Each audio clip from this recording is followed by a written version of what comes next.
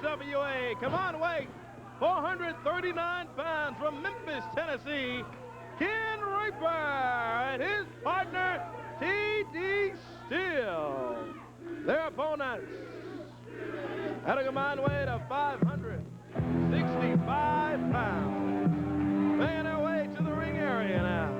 From Fantasy Island, the Spellbinder and his partner, the unified world heavyweight champion, Sid Vicious. 1 fall, 10-minute time limit. We're ready to go. Well, anytime you climb in there with a Spellbinder, you know you're going against a big, strong son of a gun, but you put Sid Vicious with him, and let me tell you, nothing but trouble for whoever they're climbing in with. Vicious, the unified world heavyweight champion, and the Spellbinder going against T.D. Steele and Ken Reaper. Ken Reaper, T.D. Steele, a couple of good, tough battlers, but they're certainly not to be considered the favorites in this match here today, going against Spellbinder and Sid Vicious. Watch Spellbinder. Spellbinder has really gone to school on Sid Vicious's methods, and he uses them freely. Whoa. Scoop, right in the middle of the ring, a slam. And Reaper turns the arm over and turns Spellbinder over to T.D. Steele. Energetic, another athletic one, and look at the Spellbinder come back with those hammering blows.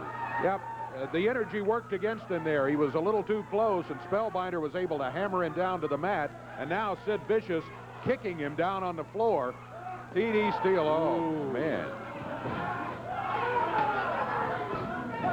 Reaper in the ring is not doing any favors to his partner, T.D. Steele, because the referee was involved with T and Spellbinder while Sid was just kicking the stew out of T.D. down on the floor. Ripped him with that elbow coming off the slingshot. There's the tag on Sid. The biggest man to the ropes and plants that foot in the midsection. Wow. Spellbinder held him up while Sid hopped him with a point of that boot. There he goes again. Turned him over.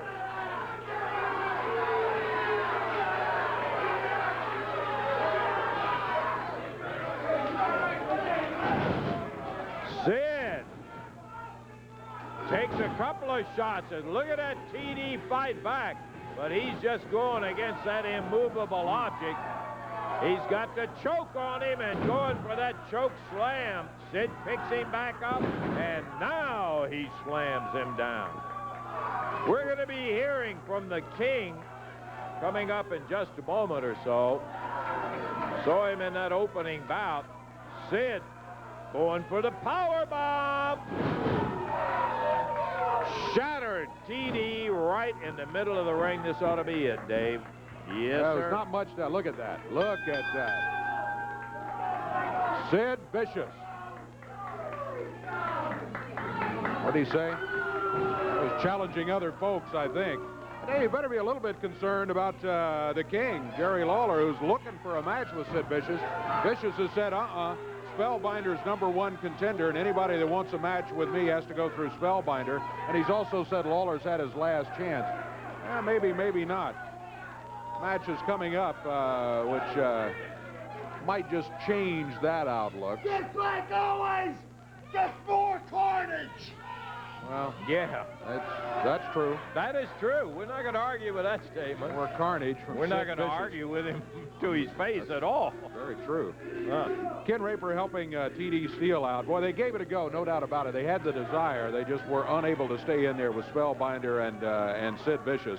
And Spellbinder and Sid end up getting the victory. I see the King headed this way. I want to talk to him a little bit because there is a match coming up, which I know Sid should be very interested in. I know the King is most interested in the situation coming up with this match just in the next few days here. And King, this could change some of those stipulations that Sid Vicious has been insisting on. Well, you know, Sid Vicious has said for a long period of time now that he considers Spellbinder the #1 contender for the Unified World Heavyweight Championship.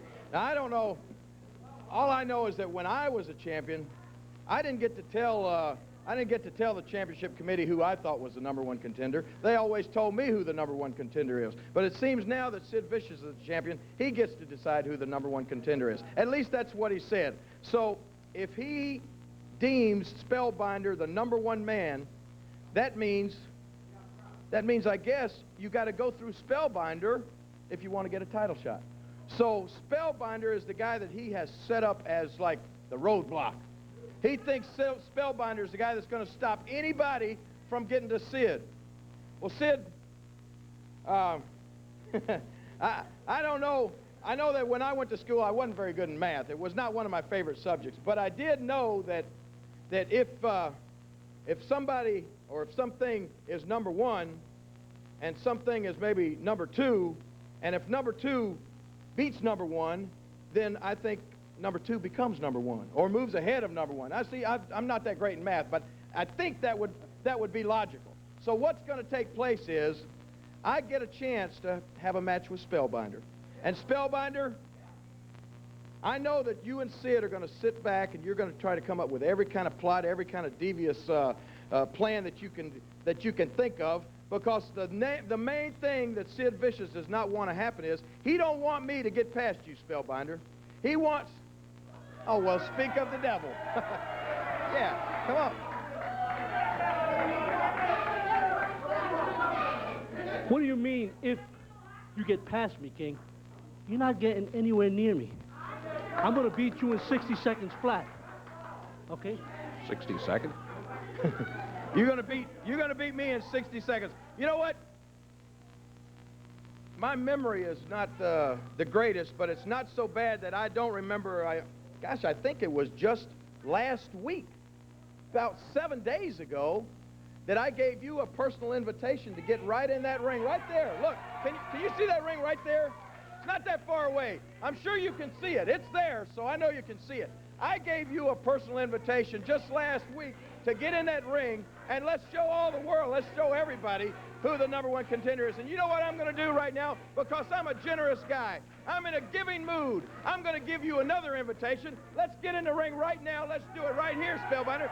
And let's see if you can beat me in 60 seconds. Because I don't think you can beat me in 60 minutes. I don't think you can beat me in 60 days. Do you understand that? So let's get in the ring. Come on, Larry Lawler.